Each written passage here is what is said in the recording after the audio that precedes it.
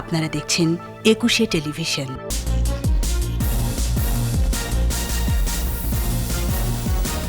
ঢাকায় ঝটিকা সফরে শৃঙ্খলা, আলোচনা হবে অক্সফোর্ডের ভ্যাকসিন নিয়ে।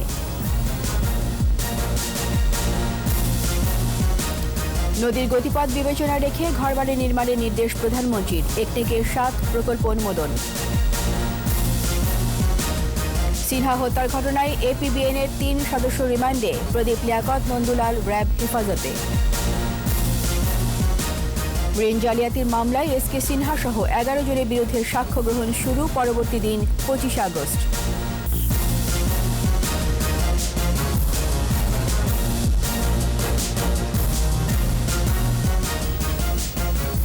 শুনছিলেন ফার্স্ট সিকিউরিটি ইসলামী ব্যাংক লিমিটেড সংবাদ শিরোনাম। আমন্ত্রণ জানাচ্ছি রাতের 21 সংবাদের, সাথে আছি রীতা চৌধুরী। দর্শক, 21 টেলিভিশনের সংবাদ একই সাথে সরাসরি দেখতে পাবেন আমাদের ফেসবুক পেজ www.facebook.com/2124 অনলাইনে। এছাড়া সংবাদে আরও থাকছে, চলে গেলেন বাংলাদেশের প্রথম নারী আলোকচিত্রী সাইদা খানম।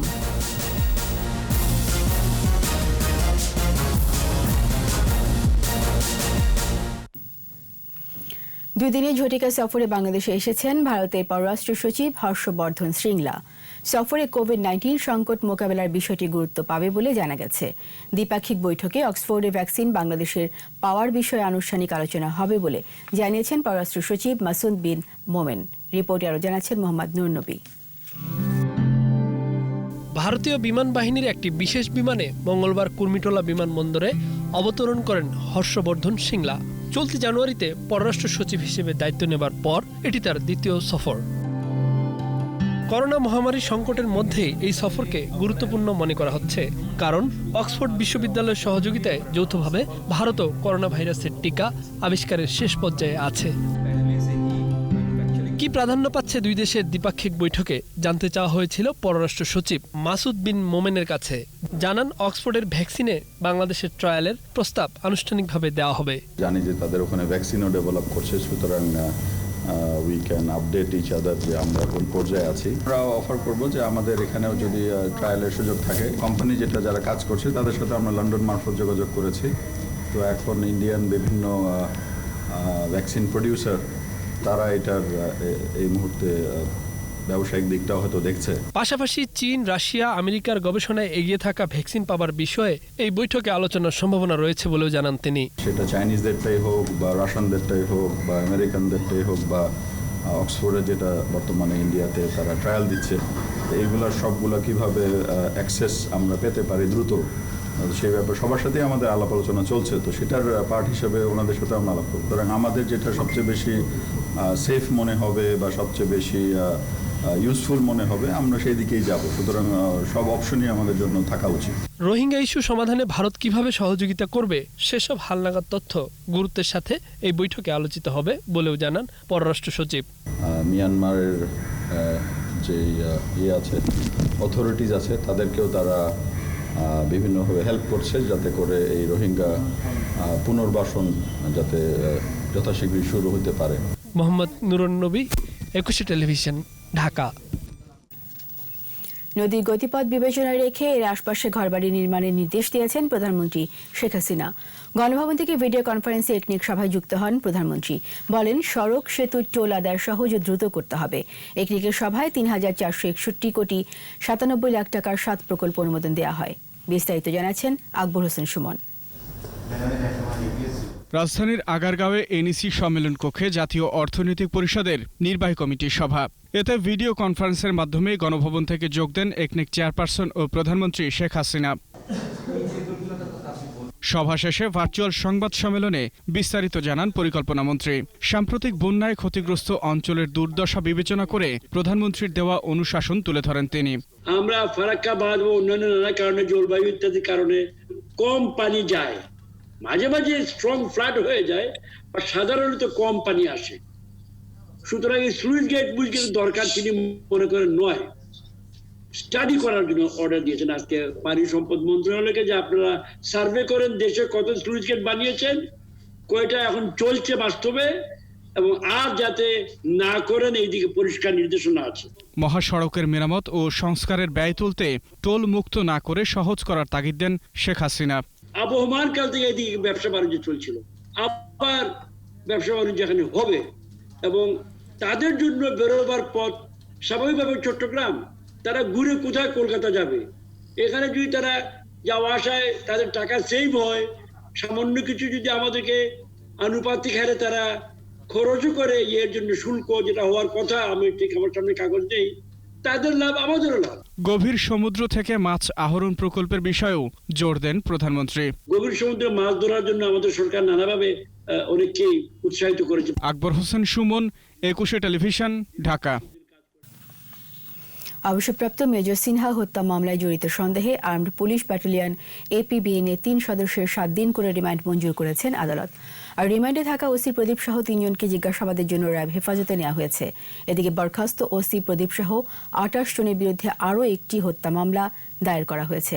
কক্সবাজার প্রতিনিধি আব্দুল আজিজের রিপোর্ট, জানাচ্ছেন সমর ইসলাম।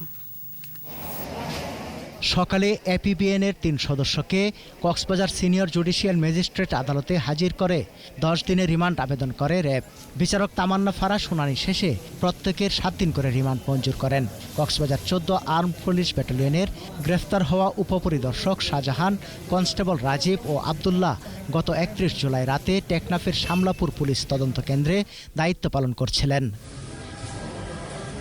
এদিকে টেকনাফ থানার বরখাস্ত ওসি প্রদীপ সহ 28 জনের বিরুদ্ধে কক্সবাজার সিনিয়র জুডিশিয়াল ম্যাজিস্ট্রেট আদালতে আরও একটি হত্যা মামলা দায়ের করা হয়েছে।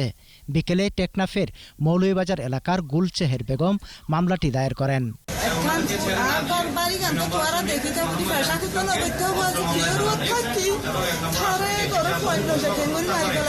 আদালত মামলাটি আমলে নিয়ে এএসপি সমমানের পুলিশ কর্মকর্তার মাধ্যমে তদন্ত করে প্রতিবেদন দাখিল করতে সিআইডিকে নির্দেশ দেয়। বাদীপক্ষের আইনজীবী জানান, গত 4 জুলাই গুলচেহের বেগমের 2 সন্তান সাদ্দাম ও জাহেদকে ধরে নিয়ে যায় পুলিশ। এরপর 10 লাখ টাকা দাবি করলে 5 লাখ টাকা দেওয়া হয়। পরে জাহেদকে মিথ্যা মামলায় আদালতে সুপর্দ করে আর সাদ্দামকে গুলি করে হত্যা করা হয়। সাদ্দাম হোসেনের আজকে বাদী হয়ে মামলাটা দায়ের করেছেন। আমরা এই মামলায় দণ্ডবিধি 302, 34, 386 ধারায় মামলাটি আনাইন করেছি। বিজ্ঞ আদালত শুনানি অন্তে বাদীপক্ষকে শুনানি অন্তে এই মামলাটি সহকারী পুলিশ সুপার পদমর্যাদার একজনকে প্রদান করে সিআইডির বিশেষ ব্রাঞ্চকে তদন্তভার অর্পণ করেছেন।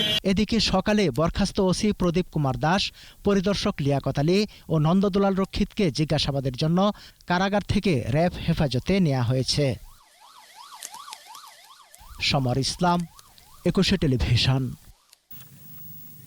সাবেক ফার্মার্স ব্যাংক থেকে 4 কোটি টাকা লোন নিয়ে আত্মসাতের অভিযোগে দুদকের করা মামলায় সাবেক প্রধান বিচারপতি এস.কে. সিনহা সহ 11 জনের বিরুদ্ধে সাক্ষ্য গ্রহণ শুরু হয়েছে।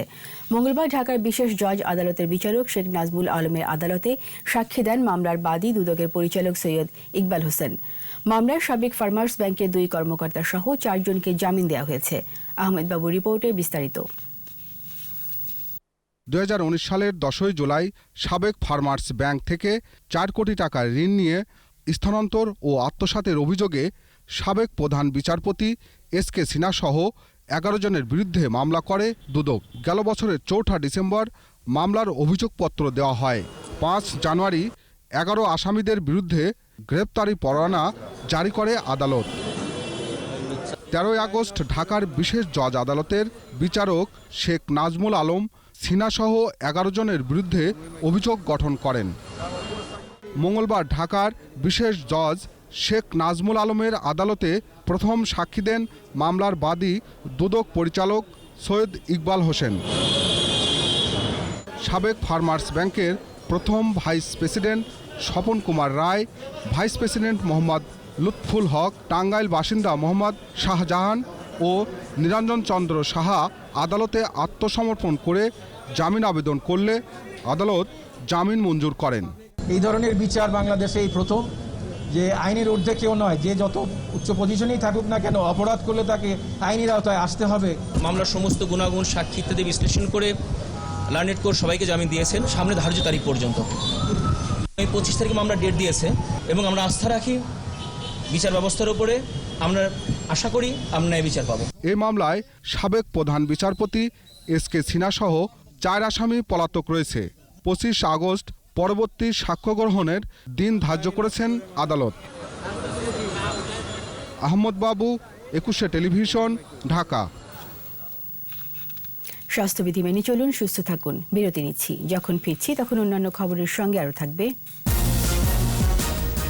চালক ঘুমে ময়মনসিংহে নিয়ন্ত্রণ হারিয়ে মাইক্রোবাস পুকুরে, একই পরিবারে 8 জন নিহত। দুদকের মামলায় সম্রাটের স্থাবর সম্পত্তি ক্রোকের নির্দেশ।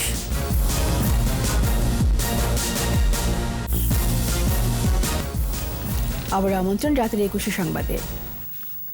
দেশে বিদেশে এখনও ষড়যন্ত্র চলছে উল্লেখ করে 15 ও 21 আগস্টের যাতে আর পুনরাবৃত্তি না হয় সেদিকে সতর্ক থাকতে নেতাকর্মীদের প্রতি আহ্বান জানিয়েছেন আওয়ামী লীগের সাধারণ সম্পাদক ওবায়দুল কাদের।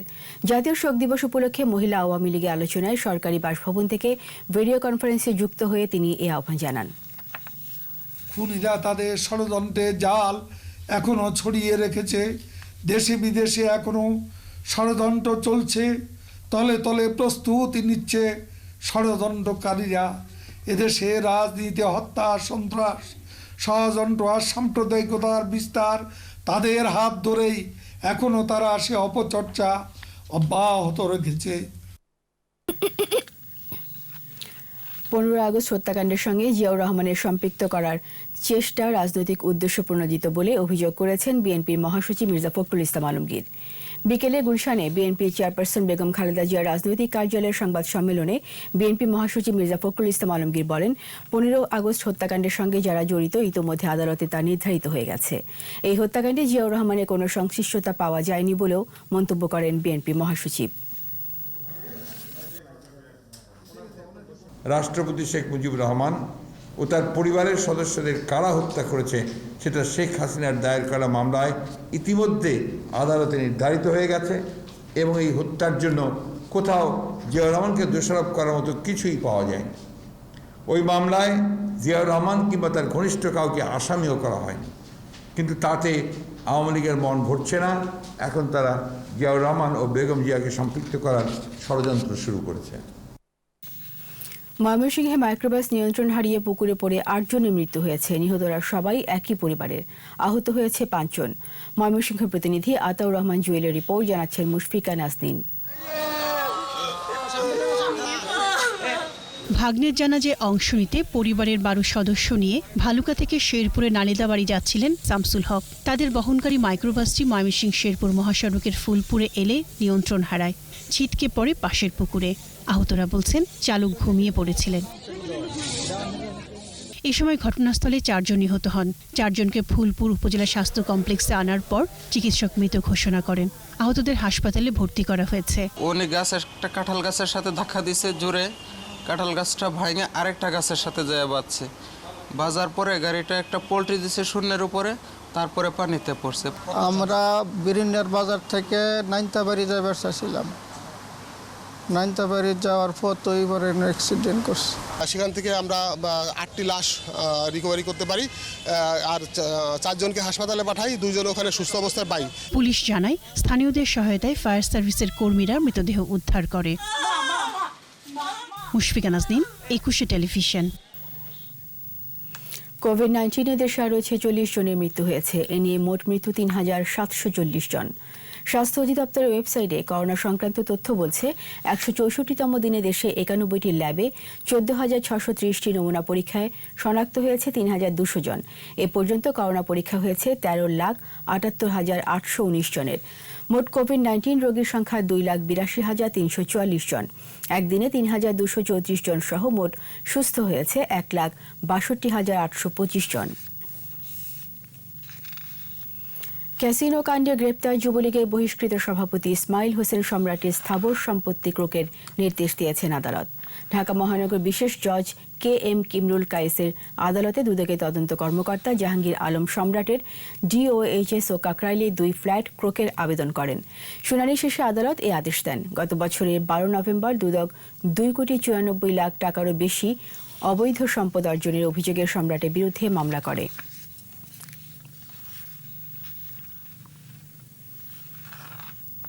লক্ষ্মীপুর 2 আসনের সংসদ সদস্য কাজী শহীদ ইসলাম পাপুলের সংসদ সদস্য পদ কেন বাতিল করা হবে না তা জানতে চেয়ে রুল জারি করেছেন হাইকোর্ট। আগামী 4 সপ্তাহের মধ্যে এই রুলের জবাব দিতে বলা হয়েছে। হলফনামায় মিথ্যে সাক্ষী দেয়া ও জাল সার্টিফিকেট দেওয়ার অভিযোগে হাইকোর্টে রিট করেন লক্ষ্মীপুর 2 আসনের স্বতন্ত্র প্রার্থী হওয়া আবুল ফয়েজ ভুইয়া। এদিকে চাঁপাইনবাবগঞ্জ 3 আসনে বিএনপির সাংসদ হারুনার রশিদের আসন কেন শূন্য ঘোষণা করা হবে না জানতে চেয়েও রুল হয়েছে।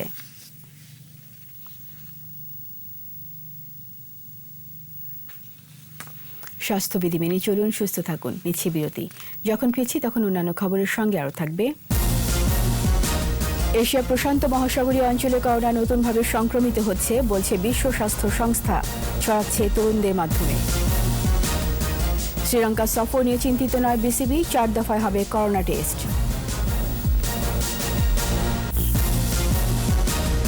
আবার আমন্ত্রণ রাতের 21 সংবাদে। অনেকটা নিভৃতেই চলে গেলেন বাংলাদেশের প্রথম নারী আলোকচিত্রী সাইদা খানম। সোমবার রাত 3টার দিকে বার্ধক্যজনিত কারণে মারা যান তিনি। তার মৃত্যুতে সাংস্কৃতিক অঙ্গনে নেমে এসেছে শোকের ছায়া। শোক জানিয়েছেন সংস্কৃতি প্রতিমন্ত্রী KM খালিদ। মুশফিকা নাজনীনের রিপোর্ট। একটা বড় দিন, এটা মানুষের জীবনের একটা বিশেষ ক্ষণ।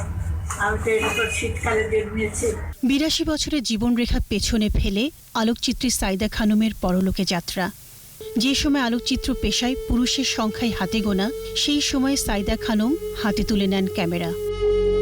পুরুষ শাসিত সমাজের রক্ষণশীল দৃষ্টিভঙ্গি সহ সব বাধা দূরের ঠেলে বেগম পত্রিকার মাধ্যমে আলোকচিত্র সাংবাদিক হিসেবে কাজ শুরু করেন তিনি। তার ছবি ছাপা হয় অবজারভার, ইত্তেফাক, সংবাদসহ বিভিন্ন পত্রিকায়। সত্যজিতের একাধিক ছবিতে আলোকচিত্রী হিসেবেও কাজ করেছেন তিনি। সোমবার রাতে বার্ধক্যজনিত কারণে মারা যান তিনি। 1937 সালে পাবনায় জন্মগ্রহণ করা সাইদা খানম ঢাকা বিশ্ববিদ্যালয়ের বাংলা সাহিত্য ও লাইব্রেরি সায়েন্স বিভাগে স্নাতকোত্তর। তার মৃত্যুতে শোক জানান সংস্কৃতি প্রতিমন্ত্রী। তার মৃত্যুতে জাতি এক মহান ব্যক্তিত্বকে হারিয়েছে। তার শূন্যস্থান আর কখনোই পূরণ হবার নয়।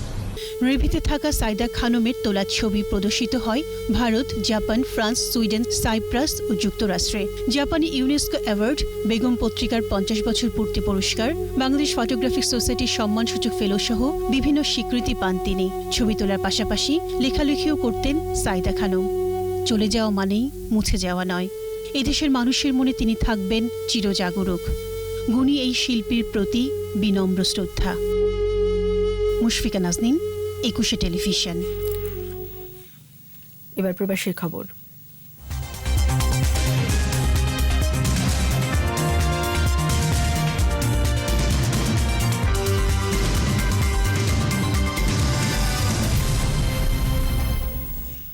শোক আর শ্রদ্ধায় জাতির পিতা বঙ্গবন্ধু শেখ মুজিবুর রহমানের শাহাদাত বার্ষিকী পালন করেছে ইতালির মিলান লোম্বার্দিয়া আওয়ামী লীগ। এ উপলক্ষে আলোচনায় বক্তারা শোককে শক্তিতে পরিণত করে বঙ্গবন্ধুর স্বপ্নের সোনার বাংলা গড়ার প্রত্যয় ব্যক্ত করেন। একই সঙ্গে বঙ্গবন্ধু কন্যার প্রধানমন্ত্রী শেখ হাসিনার উন্নয়ন অগ্রযাত্রায় প্রবাসীদের এগিয়ে আসার তাগিদ দেন তারা। পরে বঙ্গবন্ধু ও তার পরিবারের শহীদদের আত্মার শান্তি কামনা করে দোয়া করা হয়। অনুষ্ঠানে অংশ নেন মিলান লোম্বার্দিয়া যুবলীগ, স্বেচ্ছাসেবক লীগ, বঙ্গবন্ধু পরিষদ, শ্রমিক লীগ, ছাত্রলীগ সহ বিভিন্ন সংগঠনের নেতাকর্মীরা। আর এদের সাথে শেষ করছি রাতের 21 সংবাদ। যাবার আগে ফার্স্ট সিকিউরিটি ইসলামী ব্যাংক লিমিটেড সংবাদ শিরোনামগুলো আরও একবার। ঢাকায় ঝটিকা সফরে শৃঙ্খলা, আলোচনা হবে অক্সফোর্ডের ভ্যাকসিন নিয়ে। নদীর গতিপথ বিবেচনা রেখে ঘরবাড়ি নির্মাণের নির্দেশ প্রধানমন্ত্রীর, একটিকে 7 প্রকল্প অনুমোদন। সিনহা হত্যার ঘটনায় এপিবিএনের 3 সদস্য রিমান্ডে, প্রদীপ, লিয়াকত, নন্দুলাল র্যাব হেফাজতে।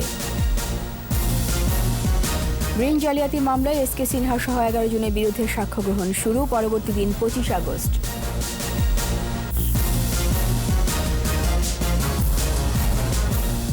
সবশেষ খবর জানতে ডায়াল করুন 2021 নম্বরে আর ভিজিট করুন 21-tv.com ওয়েবসাইটে। এছাড়া ফেসবুকে লগ ইন করতে পারেন facebook.com/2124 অনলাইনে। 21-এর খবর দেখুন, 21-এর সাথেই থাকুন। স্বাস্থ্যবিধি মেনে চলুন, সুস্থ থাকুন। ধন্যবাদ।